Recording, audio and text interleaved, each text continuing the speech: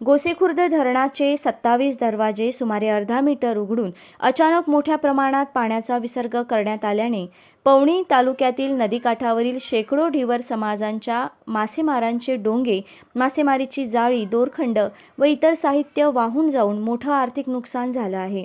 या घटनेचा फटका विलम, सावरला, भोजापूर, धानोरी, कोंदुर्ली, इसापूर, उमरी, पवना, शिवनाळा, मांगली, जुनोना, कुर्जा, मेंढा, कोरंबी आणि पवनी परिसरातील मासेमारांना बसला आहे।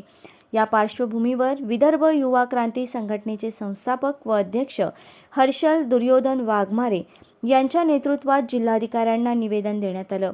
या निवेदनात गोसेखुर्द धरणामुळे पारंपरिक मासेमारी व्यवसाय जवळपास संपुष्टात आल्याचा, तसंच शासनाने नदीपात्रातील 24 रेती घाटांचा लिलाव करून मंजूर क्षमतेपेक्षा अधिक रेती उपसा झाल्याने नदीकाठची धूप वाढून ढिवर समाजाची घरे व वस्त्या धोक्यात आल्याचा गंभीर आरोप करण्यात आला आहे।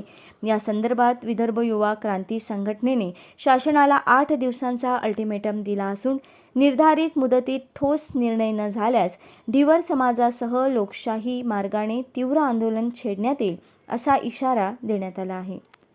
आता जो गोसे धरणामधून पूर्णच्या पूर्ण गेट खोलल्यामुळं एक पाण्याचा मोठ्या प्रमाणात विसर्ग झाल्याने नदी पात्राची लेवल वाढली आणि त्यामुळे आमच्या ढिवर बांधवांचे अनेकांचे डोंगे, जाळे व मासेमारी करण्याचे जे साहित्य आहेत ते वाहून गेलेत।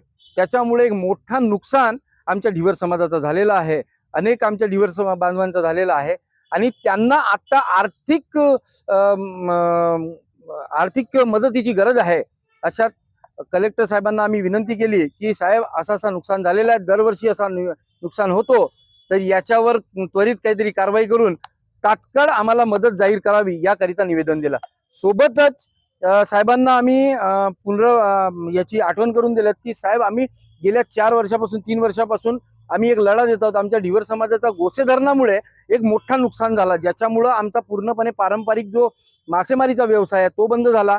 त्याच्यानंतर जे आमची डांगरवाड्या होत्या त्या डांगरवाड्या बंद पडल्या, त्याच्यामुळे आमचा रोजगार पूर्णपणे बाधित होऊन आमचा रोजगार संपलेला आहे।